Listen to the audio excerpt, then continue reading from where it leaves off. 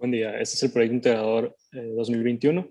Somos Daniel Traín, Valentina Cházaro, Antonio García, Maximiliano Hoyos y Jaime Contreras del Grupo B, octavo semestre, con el doctor asesor, el doctor Arturo Arellano Romero. Y nuestro tema es las complicaciones laringias por intubación y su relación con COVID-19.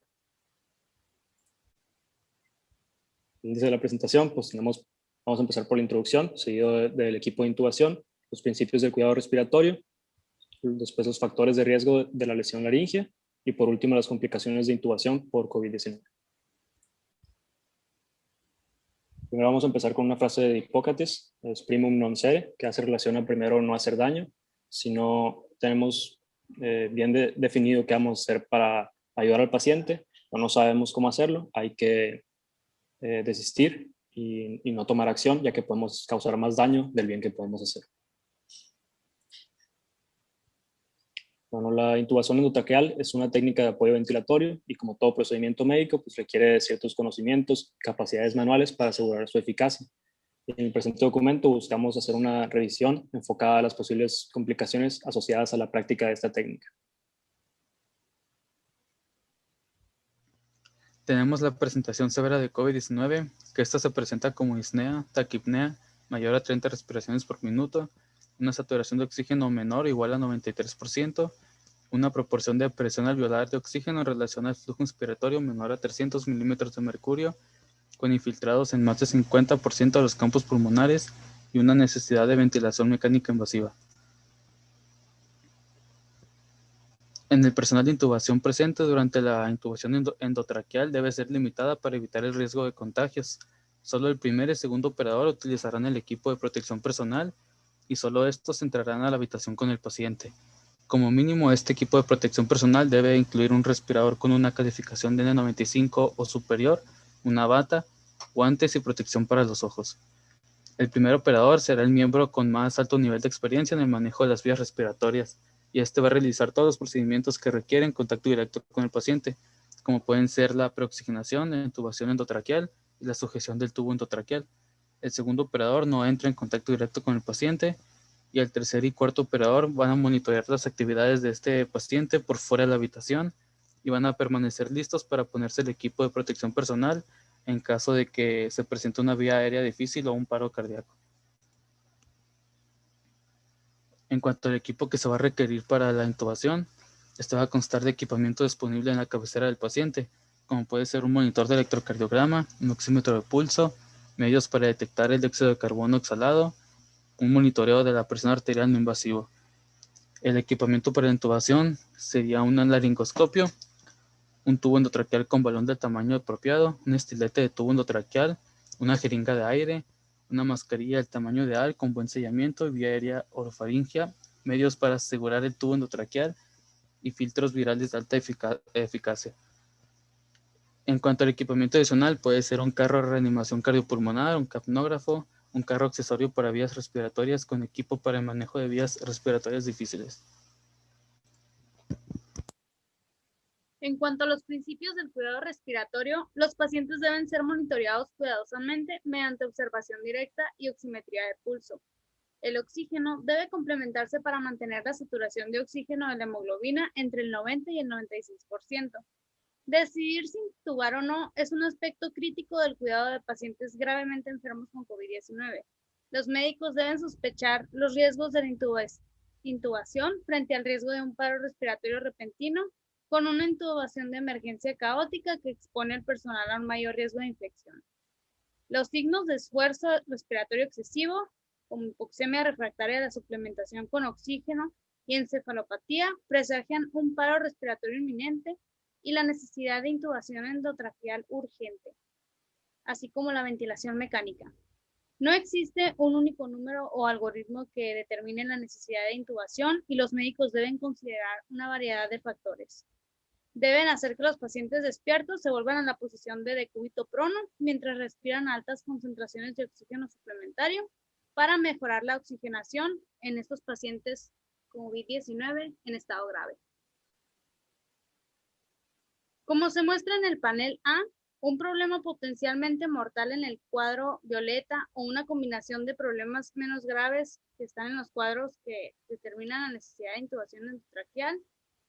Debe hacerse una determinación de la necesidad de esta intubación endotraqueal para la insuficiencia respiratoria relacionada con el COVID-19.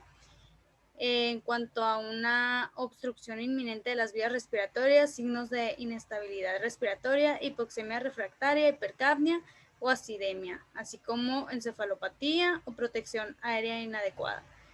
Las consideraciones adicionales que debemos de tomar en cuenta es si se prevén dificultades en la intubación endotraqueal o si la trayectoria de la enfermedad predice el deterioro. En el panel B, que es el de desreclutamiento pulmonar, se refiere al colapso de los alvéolos y todas las presiones se miden en el circuito del ventilador y se refieren a la presión atmosférica. ARDS denota síndrome de dificultad respiratoria aguda y presión respiratoria final positiva, que es el PEP.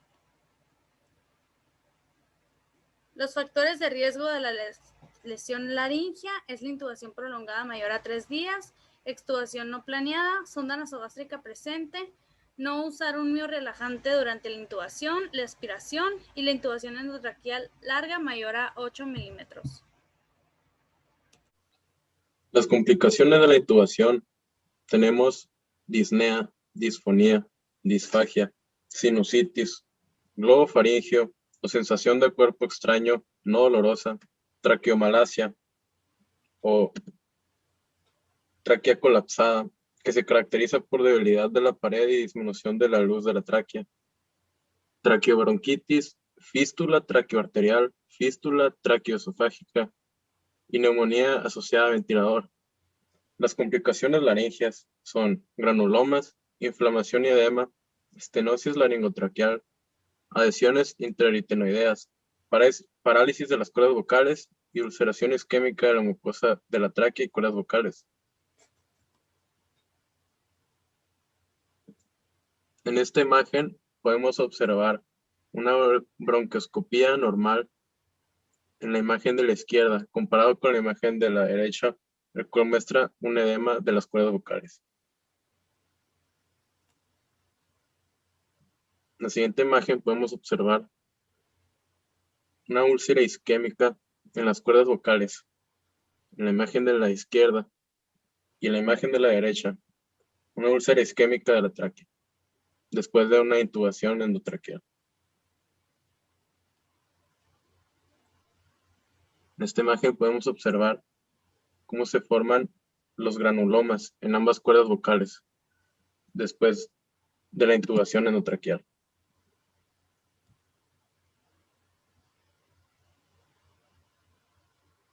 Otra complicación que tenemos por la intubación endotraqueal es la parálisis de las cuerdas vocales. Aunque es una complicación rara, esta se presenta de forma unilateral o bilateral. Las causas de esta parálisis pueden ser por una lesión de la rama anterior del nervio laríngeo recurrente o una luxación del cartílago aritenoides.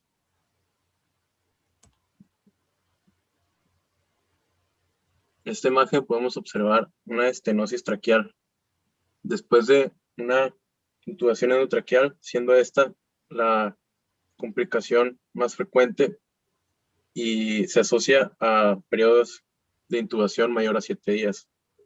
Es raro que se asocie a periodos de intubación menor a 3 días. Para terminar, tenemos la profilaxis, que en los cuidados del paciente intubado siempre hay que tener en cuenta los siguientes aspectos: que la faringe y la tráquea siempre van a requerir aspiraciones frecuentes. Las presiones del manguito del tubo endotraqueal deben de mantenerse por debajo de los 25 centímetros de agua. De esta manera vamos a impedir la necrosis de la mucosa traqueal por el proceso de compresión, y la misma presión se debe comprobar varias veces al día. Tomar en cuenta que hay que cambiar la cinta adhesiva o la colocación del tubo orotraqueal, ya sea de una comisura a la otra, para tratar de evitar daño, y las fugas por el tubo, que esto es más que nada una expresión de la pérdida del volumen aportado. habitualmente se forma un ruido al producirse la fuga faríngea en la inspiración mecánica. Bueno, a manera de conclusión, el enfoque terapéutico continúa en fase de estudio y requiere aún ser bastante personalizado. Esto da lugar a argumentos tanto a favor y en contra de la misma intubación de manera temprana. La técnica y su momento en cuanto a la ventilación del paciente va a variar en cada caso debido a la misma heterogeneidad de la enfermedad. No obstante, es indispensable revisar los puntos mencionados anteriormente para asegurar la mayor eficacia de la misma terapia ventilatoria y asimismo evitar la mayor cantidad de complicaciones posibles. Es todo por nuestra parte. Muchas gracias.